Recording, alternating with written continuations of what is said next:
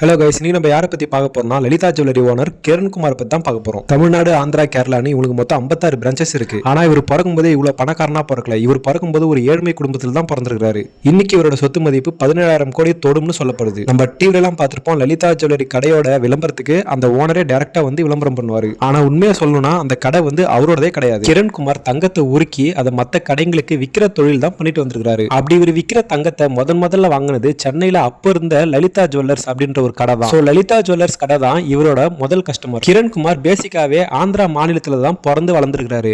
இவருக்கு 16 வயசு ஆகும்போது இவர் ஒரு தங்க பட்டறையில வேலைக்கு சேர்ந்திருக்காரு. தங்க பட்டறைனா கட்டியா இருக்கிற தங்கத்தை உருக்கி செயின், மோதிரம், கம்மல் அப்படின்னு டிசைனா பண்றது தான் தங்க பட்டறை. 3 வருஷம் ஒரே பட்டறையில வேலை பார்க்கறாரு. தங்கத்தை உருக்கி டிசைன் பண்றதுல இவர் கை தேர்ந்தவரா ஆகிறாரு. ஒரு கட்டத்துல இவர் செஞ்சுட்டு இருந்த வேலையை விட்டுட்டு தான் சொந்தமா ஒரு தொழில் ஆரம்பிக்கலாம் அப்படின்னு யோசிக்கிறாரு. தொழில் தொடங்குறதுக்காக இவங்க அம்மாட்ட போய் காசு கேட்கிறாரு. அவங்க அம்மா அதுக்கு அவங்க கையில போட்டிருந்த வலையில தூக்கி கிரண்குமார்ட்ட கொடுக்குறாங்க. 48 கிராம் எடையில் அந்த தங்கத்தை உருக்கி ஒரு டிசைன் செய்யறாரு கிரண்குமார். அந்த 48 கிராம் தங்கத்தை விற்கிறதுக்கு நெல்லூர்ல இருந்து சென்னை கிளம்பி வராரு கிரண்குமார். இங்க சென்னை வந்ததுக்கு அப்புறம் நிறைய கடைகள்ல ஏறி இறங்குறாரு. ஆனா எந்த கடையும் வாங்கல.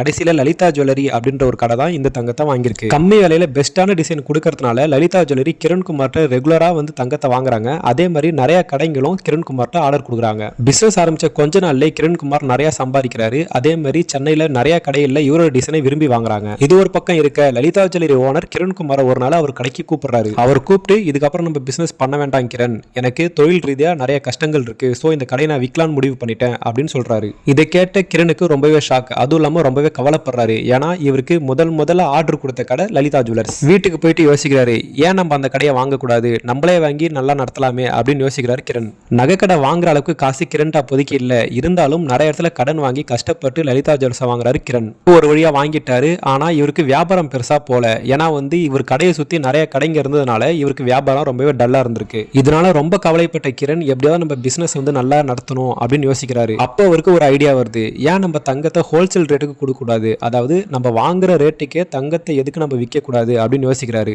ஆனா இப்படி வித்தா லாபம் பெருசா பார்க்க முடியாதுன்னு தெரிஞ்சும் இவர் ஹோல்சேல் ரேட்டுக்கே வாடிக்கையாளர்களுக்கு நகையை விற்கிறாரு. மற்ற கடைகள்ல ரேட் அதிகமாகவும் இவர் கடையில ரேட்டு கம்மியாகவும் இருக்கிறதுனால மக்கள் கூட்டம் இவர் கடையை நோக்கி திரும்புது. தீபாவளி, பொங்கல், அக்ஷய திருதியை இந்த மாதிரி பண்டிகை நாட்கள்ல நகை வாங்குறவங்களுக்கு பேகு, பவுச்சு இந்த மாதிரி கிஃப்ட் பொருளை கொடுத்து மக்களை அட்ராக்ட் பண்றாரு. இவரோட கடை கொஞ்சம் கொஞ்சமா ஃபேமஸ் ஆகுது. அதே மாதிரி மக்கள் மத்தியில ரொம்பவே பிரபலமாகுது. தமிழ்நாடு, கேரளா, ஆந்திர பிரதேஷ் இப்படி நிறைய இடத்துல லலிதா ஜுவல்லர்ஸ் அப்படின்ற பேர்ல நிறைய கடைகள் ஓபன் பண்றாரு. இன்னைக்கு லலிதா ஜுவல்லர்ஸ் 46 சிட்டில 50க்கும் மேற்பட்ட ஷோரூம்ஸ் வச்சிருக்காங்க. அதே மாதிரி இன்னும் நிறைய ஷோரூம்ஸ் திறக்க போறாங்கன்னு சொல்றாங்க. நீங்க லலிதா ஜுவல்லர்ஸ் வர வேணாம், மற்ற கடைங்களுக்கு ஃபர்ஸ்ட் போங்க, அங்க இருக்கிற ரேட்டை விசாரிங்க, அப்புறம் நீங்க லலிதா ஜுவல்லர்ஸ் வந்து நகையை வாங்குங்க அப்படின்னு இவர் விளம்பரத்துல சொல்றது மக்கள் மத்தியில ரொம்பவே பிரபலமாகுது.